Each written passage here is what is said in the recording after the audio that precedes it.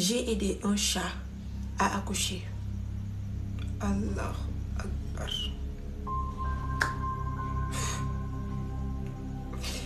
Hello, legit, what's up guys? Les gars, I'm back pour une nouvelle story time. Et vraiment, je suis toute contente jàkkaarloo waat ak yéen pour partager leen beneen story time en sachant que léegi ñu egg ci 30 000 abonnés yi. Waaw, 30K. Et ça se fait. Bu ñu eggee 30K les gars, vous aurez un mois entier boo xamante ni chaque jour benn story time. Waaw, donc dañ leen ci gaaw je sais que mën ngeen ko def, donc n'oubliez pas de liker, commenter, partager, abonnez-vous aussi bu leen abonné-gul, activez la notification pour yéen ñi ko defagul, comme ça doo leen manquer benn ci samay vidéo. N'oubliez pas de partager la vidéo. Plus vous partagez, plus les gens vont kiffer, plus il y aura d'abonnés. Donc pour ñu matal 30K ci yéen la des. Story time tey bi purée, c'est tellement choquant, mais bon man nee naa personnel de santé yi wax duñ ma waxati carrément loo xamante ne dina ma bett, parce que tellement ñoom ay dinguerie kese la ñuy dund. Imaginez ça, imaginez un peu nga nekk sa poste de santé nga jàppale benn muus pour mu accoucher, nekkul muus normal yii de jëli ngeen xam ngeen, nekkul muus normal. Et je vous dis, donc les gars, prenez place, xëcc leen popcorn yi, prenez quelques collations, ngeen waajal déglu une dinguerie de ce fait. Avant de continuer la team, je tenais à m'excuser parce que gis naa ni que 2 semaines yi j'ai pas posté régulièrement comme ni ma ko waroon defee, et je m'en excuse. Le problème en est que da ngay programmer, yàlla di programmer moo tax j'étais pas en mesure de poster comme ni ma ko waroon defee, mais pour me pardonner dinaa leen defal une semaine de story time. Jàpp leen à partir d'aujourd'hui ba vendredi ñëwaat, chaque jour que je fais di ngeen am benn story time. En attendant ñu matal 30K de ce fait, générique.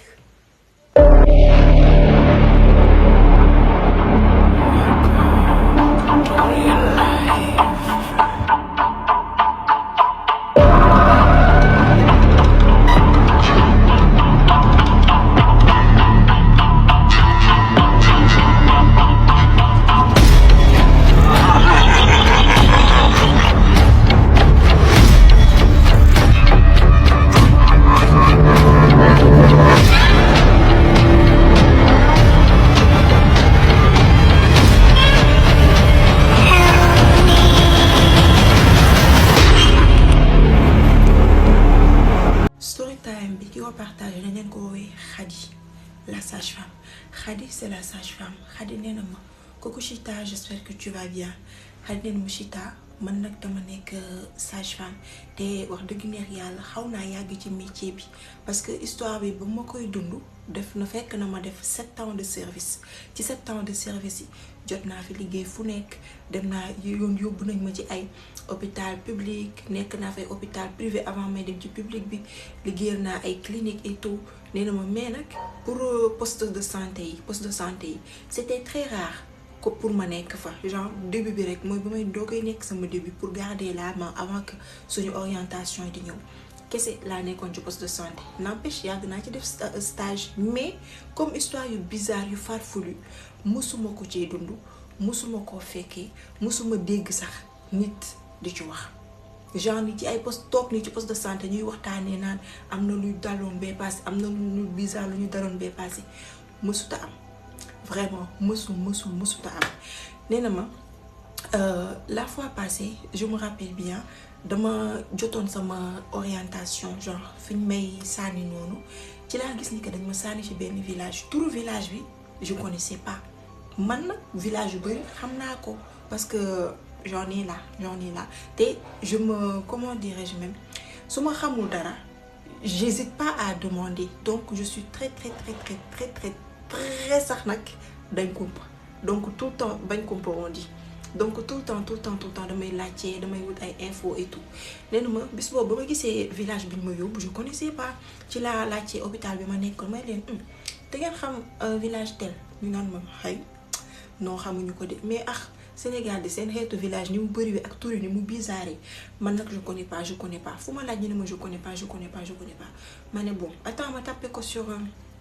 le net et tout sûrement dinaa ko gis ba ma tapé village bi sur le net ma gis ni que effectivement ça existe mais village bu reculé la mën naa ne sax loin de la civilisation et tout village bu reculé la man j'étais choquée ma ne à quel moment lañ may sànni ci yenn village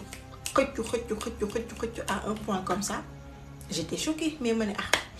dina ma permettre me découvrir yeneen culture yeneen endroit yu bees yoo xamante ne peut-être qui sait je vais m'y plaire dinaa fa installé wu et qui sait aussi dinaa fi trouver sama âme sœur voilà donc ma commencé di waajal petit à petit date bi ma war a dem ci village bi di jot petit à petit ba jour bi ma war a def sama dernier jour ci hôpital bi ma nekkoon maternité bi ma nekkoon ñu taxaw naan ma ñu defal ma benn petit fête en fait pour au revoir en fait pour les au revoir les bye bye loolu rek laa bañ pour les au revoir les bye bye ne bi ma defaree fête bi ñu commencé naan ma di ngeen ñu manqué ñii dañoo soxor fi ñu yóbbu dafa sori dafa waroon nekk fu jege comme ça de temps à autre di nga ñëw di ñu seet si na ma leen vraiment ñii kañ dañoo la ñoo soxor en fait waruñu woon def li mais alhamdulilah ne ni may waxee loolu rek fekk boisson yi ñu yore woon ak lekk yu sewaan yi les amuse-bouches et tout dafa des ma ne xaaral ma yóbbul ko sama waa lii ñi ñu interné woon foofu ñi nekkoon sur le point d'accoucher wala ñi nga xam ne accouché nañ ba pare ñu ngi noppaliku ku ma gis nga yeewu nekk apte pour lekk pour nekk nga en fait normal nekkoo fi di onk ak gañ ñi ma jox la ci laa yëkkati plateau bi ma jubal ci chambre yi ba ma demee ba ci chambre yi ak sama plateau ma gis ni que gars yi genre ñi war a accoucher ñi ngi fari ak seeni contraction di onk nana ma ne ñii de su ma leen ko joxee dama leen di sonal rek c'est et je touche trop mes lunettes dites en fait c'est super méga chaud ça me change de d'habitude et je kiffe trop les lunettes et tout ma chère bref leen ma daal di dem gis ni que ñu ngi fa di onko na ne ma ne ñii de su ma leen ko joxee dama leen di gën a sonal c'est pas la peine en fait ma daal di génn dem ci suite de couche yi nga xam ne accouché nañ ba pare ba ma demee ma gis ni que ñoom ñépp ñu ngi tëdd ñoo ngi tëdd kenn kese moo doon xoole ma ne lii de daa mel ne sa chance la mu sigi xool ma comme si mi ngi may doog a gis ou quoi mu sigi xool ma nii ma ne ko ça va mu ne ma ça va lii de ça va léegi ma ne ko ok dafa mel lii de sa chance la maa la andi la collation yi et tout jëlal lu la neex bu dee da nga suur après nga bàyyi ko fi ku njëkk a yeewu rek mën nga leen koo wax ni que lu may làkk nii mën nga leen a wax ni que ñu serviru genre nañu tibb lu leen doy amul benn problème nee na ni may tourner noonu di dem rek xale bu jigéen mi ne ma madame ma ne ko oui ma tourné xool ko tellement il était un peu chelou en fait ma tourné xool ko ma ne ko oui mu ne ma j'ai cru entendre maanaam dafa mel ni dama dégg que ni da ngay bouger ma ne ko waaw damay bouger damay dem ci dañ ma yóbbu dañ ma affecté feneen en fait ma ne ko mais attends yow man maa la accouché mu ne ma non du yow de ma ne ko du yow ma ne ko du man mu ne ma non du yow ma ne bizarre parce que certes y avait beneen sage-femme mi ngi fa woon mais lépp ci war ci man la war a jaar lu ci ëpp accouchement yi man maa koy def donc c'était trop bizarre mais man peut-être bëgguñu ma woon sonal ak au revoir yi ñu nekkoon noonu moment au revoir bye bye ma ne c'est pas grave ma ne ko oui mu ne ma ban village ngay dem ma tudd turu village bi rek xale bu jigéen bi reetaan genre nekku fa naan xa genre dama tudd mën naa ne ngiri koro baadu village rek mën naa leen kiri koro neen ma taxaw daal ni kiri koro mu ne ma comme ça ni ma ne ko attends lan la mu ne ma non dara en tout cas t'inquiète ñoom dinañ la accueillir ni nga ko waree et tout ma ne ko danga xam mu ne ma sama village natalu yaay la ma ne ko sérieusement kon kay war nañu échanger contact comme ça nga war ma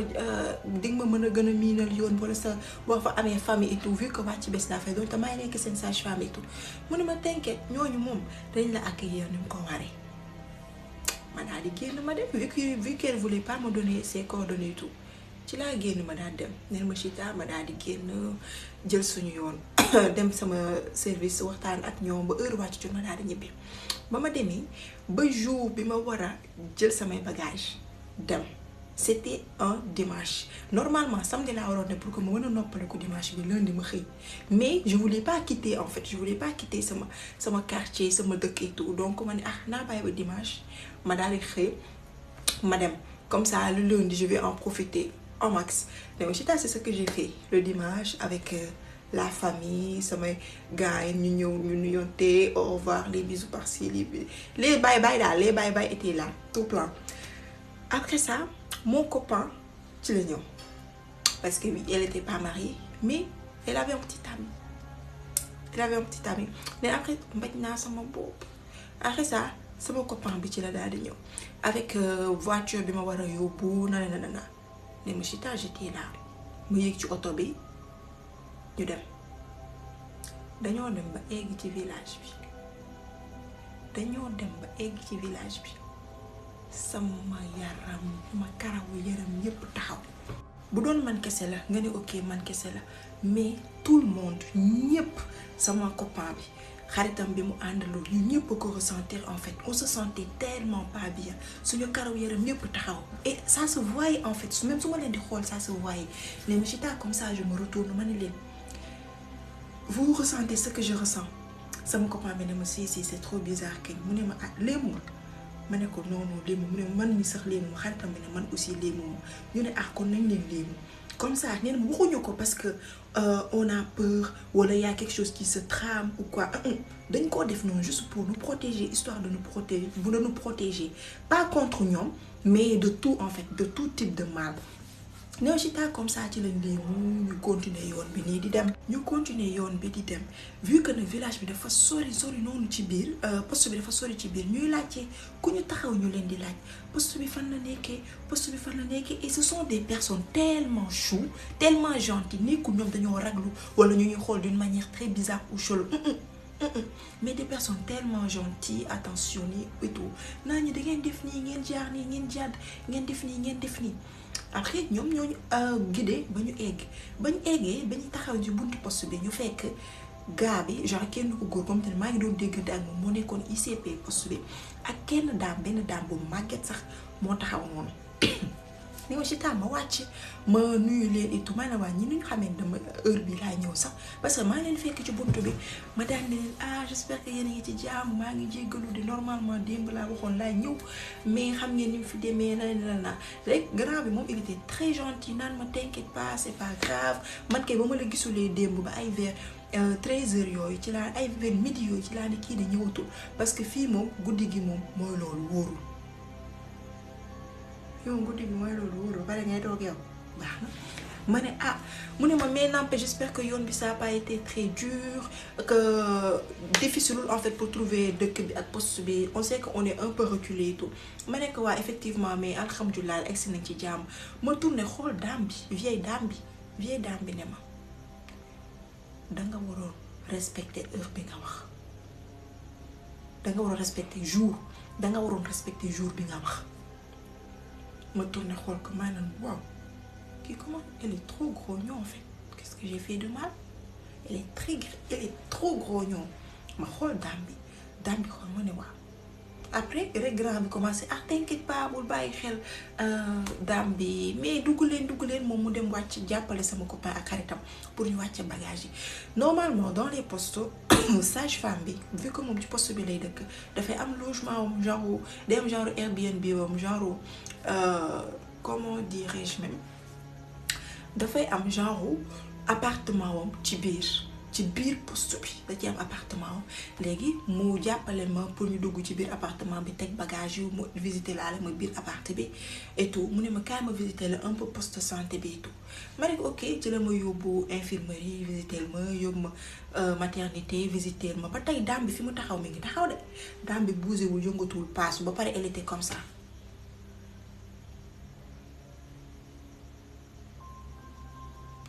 daam bi xeful daam bi puusul daam bi paasul daam bi deful dara elle était comme ça zéro nada walu expression ci kanamam juste elle était comme ça vide comme ça nii rek vide. ba ma visité les fépp ba pare mu ne ma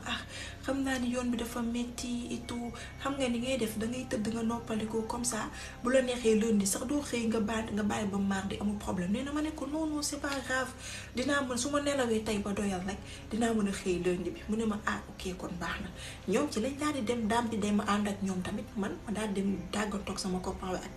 xaritam noonu ma daal ñëwaat dugg ci sama logement tëj porte bi vite fait ma jël sama benn bon banc daal di ñëw sol sama pyjama tëdd ba ma tëddee ma jël sama téléphone histoire de manipuler un peu de scroller un peu sur les réseaux ni may scroller je vois que réseau bi dafa yéex genre nekkul amul réseau parce que am na réseau mais c'était très très très faible ma ne ok ça m'arrange sax comme ça dinaa mën a nelaw ma daal di fay sama téléphone fay lampe bi tëdd nelaw dama si taaj xaaju guddi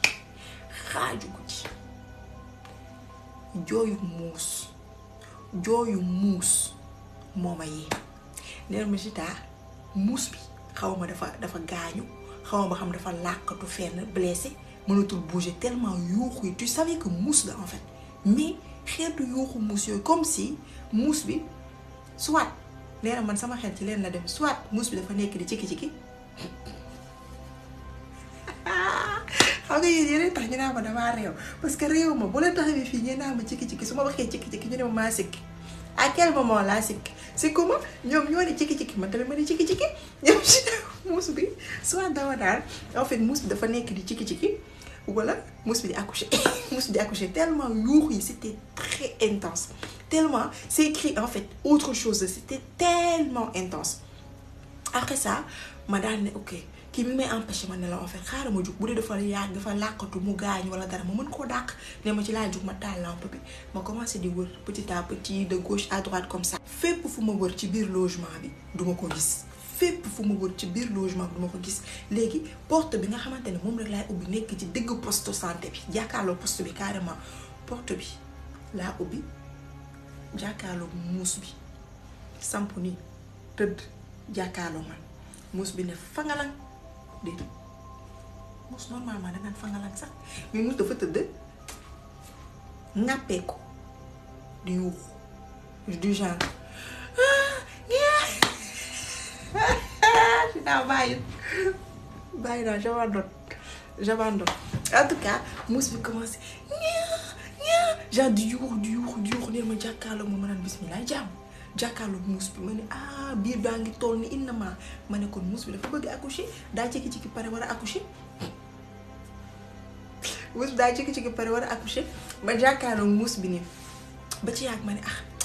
xaaral ma dem tëdd rek kii nii ma daal dem te tëjaat bunt bi dem sama néeg tëdd sama kaw laa noonu ni ma tëddee yuuxu yi mel ni dafa gën a fort fort à un point ma ne ok xaaral ma jug ma daa ko te man j'étais même choquée comment ça se faisait man kese ma dégg yuuxu genre man kese ma yeewu ñeneen ñi yeewuñu la gaa gisuma laa daam ma ne sûrement xëy na ñoom dañ koo tàmm que genre yi dafay bëri ci village bi et tout xëy na mu ne man loolu laa xalaat après ça ma jug dox ba ni may téye poignée bi nga xam te su ma ubbee dama war a jàkkaarloo muus bi ni may téye poignée bi nii ba tey maa ngi dégg muus bi di yuuxu dem si taa ma ubbi abracadabra rien du tout wàllu gisuma muus gisuma luy nduróo muus ma ne waa ma commencé di xool de gauche de droite ma ne waa muus bi fan la jaar tellement j'étais choquée ma ne waa muus bi fan la jaar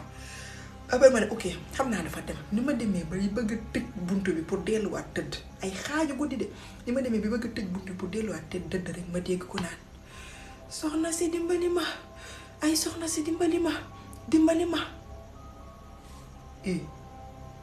soxna si dimbali ma ñeen ma ne waa yow la kan kuy wax fu mu nekk genre yow la kan tellement j'étais choquée rek ma dem naa ma maa ngi ci buntu bi ay waay dimbali ma xam ma lan dama bëgg a accoucher maa ngi bëgg a accoucher dimbali ma ba ma déggee accoucher man sage-femme laa lu ma fi andi liggéey jàppale jigéen ñi ñuy accoucher donc si taane na ma loolu mënuma bañ dama dem tàkk ubbi buntu bi gis màgget à quel moment la màgget di ëmb màgget bi ëmb musuma koo gis sama àdduna à quel moment le màgget di ëmb nee na ma man j'étais choquée ba ma gisee ni que mag la màgget la en fait màgget bu xobidaas màgget bu ëmb mus ma ko gis loolu ne gis naa ko loolu ne dégg naa ko mais bii c'est la toute première fois ma koy dégg toute première fois ma koy dégg ni mu ci taa j'étais choquée ma daal di jàppale daam bi commencé di ko jàppale donc dem ak moom ba ci salle d'accouchement bi ma teg ko ci table d'accouchement bi nen ma ci taa vite fait j'ai aidé la dame sans même porter ma blouse de def naa lépp génne naa matériel jàppale naa ko ba daam bi accouché ba ma jël ciseau ba dagg cordon ombilical bi te benn doom bu góor la daam bi am jël naa ciseau bi ba dagg cordon ombilical bi neen ma ci taa comme ça je me retourne pour am lu ma jël tourné waat neen ma ci taa ni ma retourné bay tourné waat nii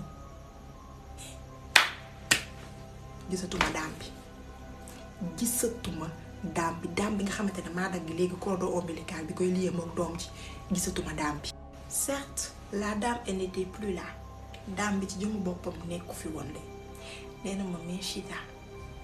mais Chita au lieu que ma jàkkaarloog daam bi maanaam muus ba ma gisoon ci buntu ba mu ne fangalang bëgg accoucher muus ba laa fekk ci kaw table d'accouchement bi muus bi tëdd jaaxaan ay doomam ampagay bébé muus di tëb di génn li mu Chita j'étais tellement choquée ba j'ai perdu les ponts ngalang laa def xëm laa def nee na man maa yeewaat sama bopp en fait et quand je me suis réveillée quand j'ai ouvert les yeux mais Chita quand j'ai ouvert mes yeux gisatuma muus gisatuma bébé muus gisuma màgget gisuma daam gisuma dara pour man dama doon gént mais ba ma retourné gis matériel yi ma ko doon jàppale pour mu accoucher yépp takk ci laa ne kon géntuma en fait li ma dund nii c'est la réalité c'est la vérité